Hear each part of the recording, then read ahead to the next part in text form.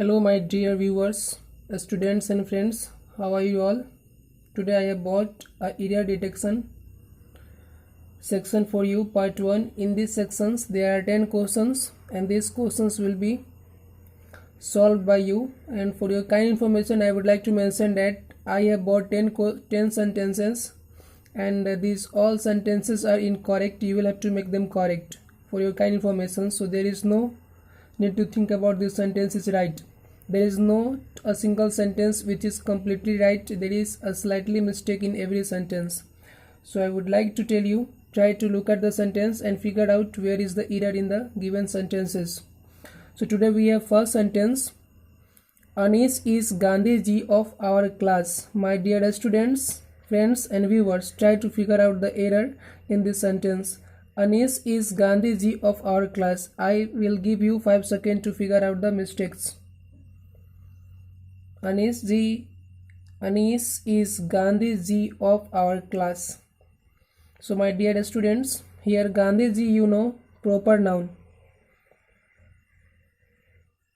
And proper noun here has been used in the form of common noun. And when proper noun is used in the form of common noun, it takes article the before it. जब proper noun का use common noun की तरह होता है तो उसके पहले article the का यूज़ किया जाता है. And for your kind information, Anish ji is Gandhi ji of our class. Anish जो है वो हमारे क्लास का गांधी जी है. That means Gandhi ji Anish is not the same Gandhi ji who fought for the freedom of our country. Anish वही गांधी नहीं है जिन्होंने हमारे देश की आज़ादी के लिए लड़ाई लड़ी थी. यानी कि अनीश में गांधी जी के जैसा क्वालिटी, अनीश जो है वो गांधी जी के जैसा क्वालिटी पोजेस करता है. यानी कि उन्हीं के जैसा अहिंसा में विश्वास करता है और शांति में विश्वास करता है. तो Anish ji is the Gandhi ji of our class. यहाँ पे अगर आप लिख देंगे द गांधी जी तो this sentence will be correct. आपको लिखना पड़ेगा GANDHIGI.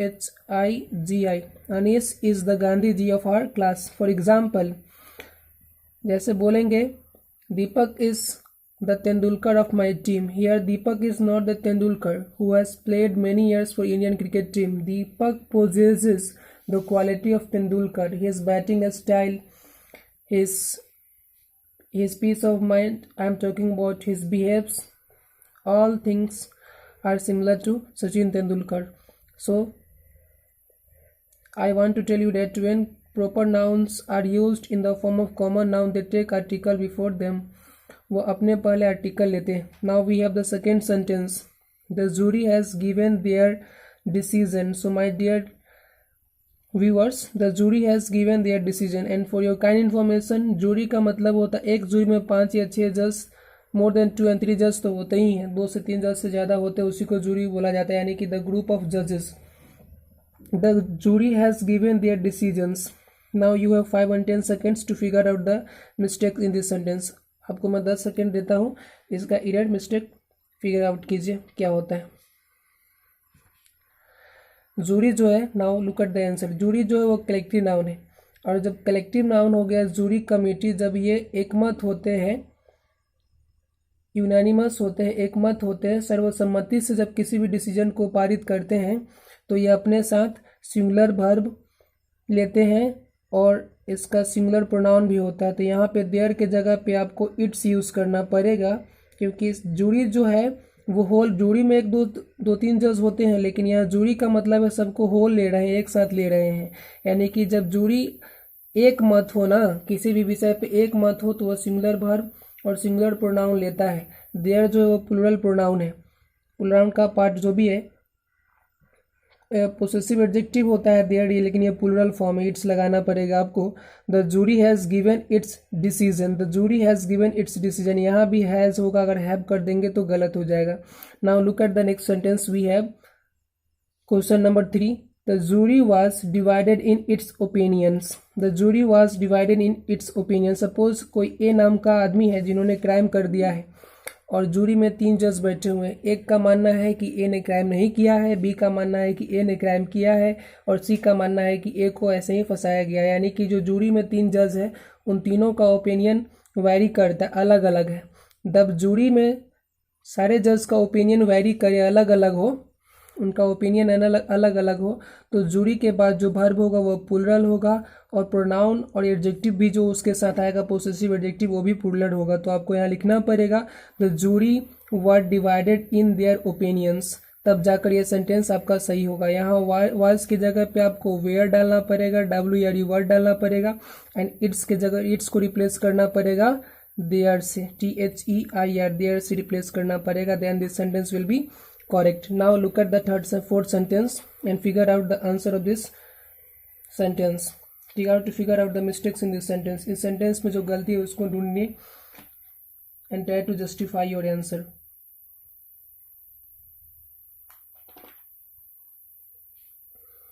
So my dear viewers, we have the fourth sentence. Sentence number 4, the cotton is a cash crop. Try to figure out the error in this sentence. इस sentence में जो गलती है उसको ढूंढनी and try to justify and satisfy your knowledge. अपने ज्ञान को satisfy कीजिए। So my dear students, here we have the cotton is a cash crop. Cotton is a material noun. You know, cotton जो है वो हमारा material noun है। क्या है? Material noun है। And material noun generally does not take article before them when we are talking about their natural quality. जब हम material noun के natural quality की बात करते हैं तो उनमें article नहीं लगता है। The cotton is a cash crop. आपको पता है जो cotton है वो cash crop का मतलब होता है नगद फसल, जिससे नगदी आमदनी होता है, उसको cash crop बोलते हैं।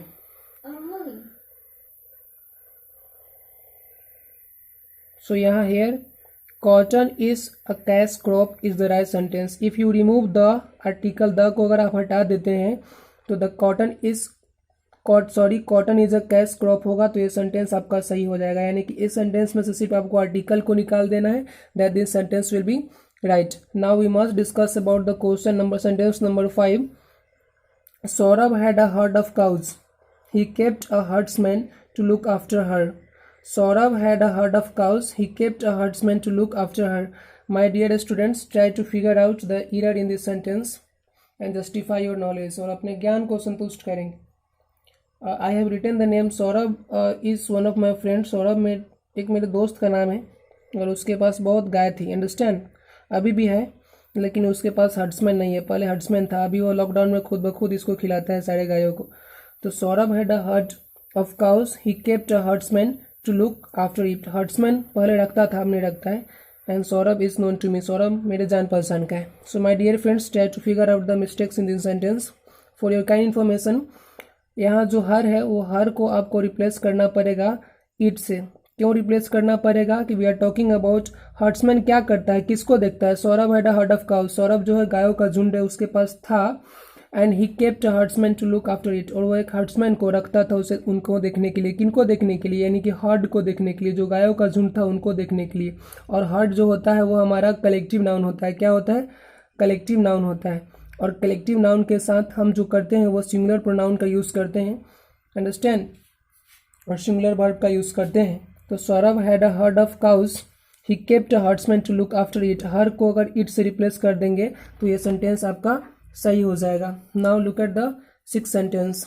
The baby loves his toys, the baby loves his toys. So my dear students, try to figure out the mistake in this sentence.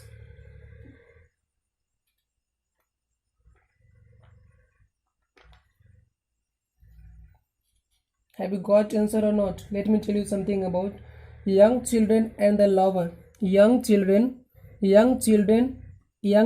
की अगर बात किया जाए, YOUNG, young children, CHILDREN, young children and lower animals, LOWER, lower animals।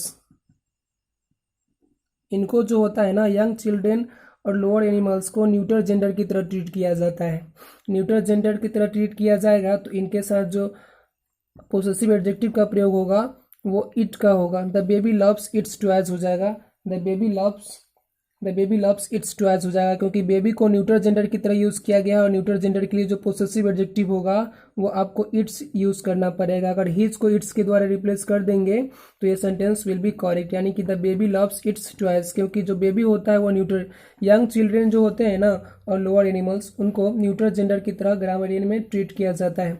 It will be cleared in the next sentence more. ये अगले sentence में और भी ज़्यादा क्लियर हो जाएगा।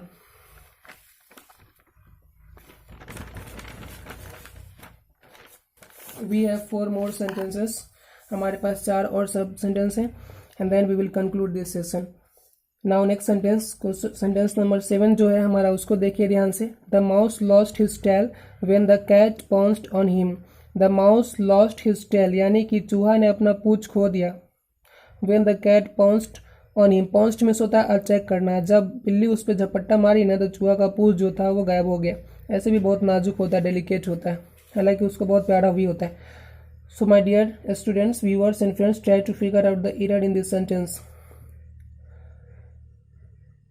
तो देखिए यहाँ जो माउस है, माउस हमारा क्या है, ये भी लोअर एनिमल है, इसका भी जेंडर कोई डिफाइन है नहीं, तो ये हमारा न्यूट्रल जेंडर हो जाएगा। And my dear students, neutral gender, अब देखिए the mouse lost his tail when the cat pounced on him. जब मैं ये सेंटेंस लिखा हूँ तो मुझे माउस का मतलब चूहा या चूहिया नहीं पता है, इसलिए ये माउस का मतलब चूहा ही नहीं हो सकता है, चूहिया भी हो। इसीलिए जो ग्रामरियंस है ना, उन्होंने ऐसे जो नाउन्स हैं उनको एकदम एक्सेप्शन में डाल रखा है। तो माउस में मेल और फीमेल होते हैं, लेकिन माउस का इस सेंटेंस में मेरा लिखने का तात्पर्य माउस ये मतलब नहीं था कि ये मेल ही हो सकता है फीमेल भी हो सकता है सेंटेंस के रूप में।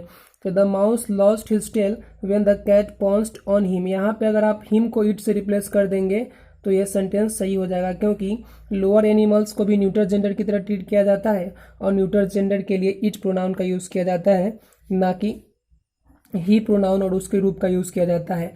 तो अगर आप हिम को इट के द्वारा रिप्लेस कर देंगे तो then this sentence will be also correct. Now let's see the question number 8, that means 8 sentence. The sun came from behind the clouds and with her brilliance tore the evil of darkness.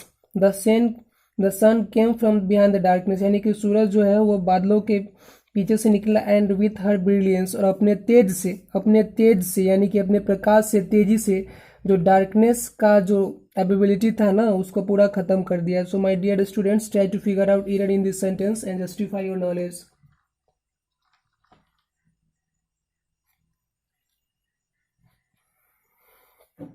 Have you got the answer or not? Let me clarify. देखिए, जब when object without life are personified they are considered of the masculine gender। देखिए, जब object जो बिना life वाला object होता है ना, बिना लाइफ वाला ऑब्जेक्ट, और उसको पर्सोनिफाइड किया जाता है। पर्सोनिफाइड का मतलब होता है पर्सन की तरह ट्रीट करना। तो जो word I am talking about violence को दर्शाएगा, विंटर को दर्शाएगा, अंडरस्टैंड, स्ट्रेंथ को दर्शाएगा, वायलेंस को दर्शाएगा, यानी कि वो सारे वर्ड जो रिमार्केबल होंगे, स्ट्रेंथ का, वायलेंस का, ताकत का, और वायलेंस मतलब होता है गर्मा गर्मी, बहस जो भी हो सकता है, लड़ाई झगड़ा वाला बात होता है वायलेंस। तो जब स्ट्रेंथ की बात हो, वायलेंस की बात हो, और जो कोई भी नॉन लिविंग थिंग हो और उसको पर्सोनिफाइड किया जाता है ना, तो उसके साथ जो होता है, स्ट्रेंथ की बात हो, वायलेंस की बात हो, तो उसको फेमिन जेंडर माना जाता है, यानी कि पुरुष माना जाता है। तो यहाँ पे जो है द सन केम, यहाँ सन को है पर्सोनिफाइड किया गया है, और इसी के लिए इसके साथ जो होगा वो सारा प्रोनाउन का यूज होगा जो एक मेल के लिए होता है। The sun came from behind the clouds and with her brilliance नहीं होगा, क्योंकि सूरज के साथ हर का यूज नहीं कर सकते हैं। सूरज जो होता है उसको इसको जो फेमिन जेंडर की तरह ट्रीट किया गया है, मेल की तरह, सॉरी मैस्कुलिन जेंडर की तरह ट्रीट किया गया, मैं गलत बोल दिया हूँ। सन को मैस्कुलिन जेंडर की तरह ट्रीट किया गया है, इसीलिए यहाँ हर के जगह पे हिज होगा। अगर आप हर को हिज से रिप्लेस कर देंगे तो ये सेंटेंस हमारा क्या हो जाएगा, सही हो जाएगा। I would like to read it out. The sun came from behind the clouds and with his brilliance tore the veil of darkness. Got it. जब ऑब्जेक्ट विदाउट लाइफ को पर्सोनिफाइड किया जाता है तो उसके अब वो ऑब्जेक्ट स्ट्रेंथ और वायलेंस का हो तो उसको मेल माना जाता है, अंडरस्टैंड। और जब वह नेचर का, I am talking about love और अफेक्शन का हो तो उसको फेमिन माना जाता है, अंडरस्टैंड, यानी कि फीमेल माना जाता है। Now we have the next sentence, it will be clear. Nature जो है वो ऑब्जेक्ट विदाउट लाइफ है, गॉट इट। नेचर जो है वो ऑब्जेक्ट विदाउट लाइफ है, लेकिन my dear students, nature offers his lap to him that seeks it. Nature जो, यहाँ लैब की बात हो रहा है, तो लैब किसके पास होता है, जनरली मदर के पास होता है, अंडरस्टैंड। और नेचर को यहाँ पर्सोनिफाइड किया गया है किसकी तरह, तो नेचर यहाँ क्या है, पर्सोनिफाइड किया गया है फीमेल की तरह, स्त्री की तरह, फीमेल की तरह पर्सोनिफाइड किया गया है। So my dear students, nature offers his lap नहीं होगा, हर लैप होगा। Understand, nature has been used here and has been personified in the form of female. तो अगर आप यहाँ हिज को हर से रिप्लेस कर देंगे तो ये सेंटेंस हमारा सही हो जाएगा। I would like to read it out. Nature offers her lap to him that seeks it. Now last sentence but not least, हमारे पास लास्ट सेंटेंस इस सेशन का, लेकिन बहुत ही अच्छा है। My friend bought 2 dozens eggs. So my dear students, try to figure out the mistakes in this sentence. आप कोशिश कीजिए ढूंढने का, उसके बाद मैं तो बताऊंगा ही। So my friend bought 2 dozens eggs. जब आपको पता होना चाहिए, जब units of counting for example pair, dozen, score, gross, जैसे कि हम यहाँ लिख रहे हैं pair, okay, dozen, SCORE, scores, gross, GROSS, gross, got it। 100 भी लिख लीजिए आप, HUNDRED। 1000 भी लिख लीजिए, क्या जाता है, THOUSAND, 1000 भी लिख लीजिए। जब पेयर, डजन, स्कोर्स, यानी कि जो यूनिट्स ऑफ काउंटिंग होता है, ये सारे यूनिट्स ऑफ काउंटिंग है। Understand, unit of counting pair, dozen, score, gross, 100, thousands etcetera when used after numbers retain their singular form. जब ये नंबर के बाद यूज होते हैं ना, अगर जैसे नंबर हो गया 2, 3, 4, 5, 6 के बाद जब इनका यूज होगा तो ये अपने सिंगुलर फॉर्म में ही रहते हैं। So my dear students, my friend bought 2 dozens egg नहीं होगा, क्योंकि क्या रूल कहता है, जब यूनिट्स ऑफ काउंटिंग का यूज नंबर के बाद होता है तो वो अपने सिंगुलर फॉर्म में रहते हैं, और यहाँ सिंगुलर फॉर्म में नहीं लिखा गया, इसलिए सेंटेंस गलत है। अगर आप इसको कर देंगे my friend bought 2 dozen eggs, तो ये सेंटेंस हमारा सही हो जाएगा। अब आप सोच रहे होंगे कि why I have not taught this sentences on the board, because I have lack of infrastructure. Generally we don't get better sound quality on board, so I thought it is very convenient for me and for you as well to figure out error in these sentences through this video and through these mediums and methodology. So I hope in coming days definitely I will have good infrastructure and I will bring a lot of questions for you that will be lucrative for you in SSC examination, banking and many more examination that you are about to appear. So my dear students, viewers and friends, I would like to request you please like, share and subscribe my channel so that everybody can be benefited just as you are being benefited. That's all. Thank you.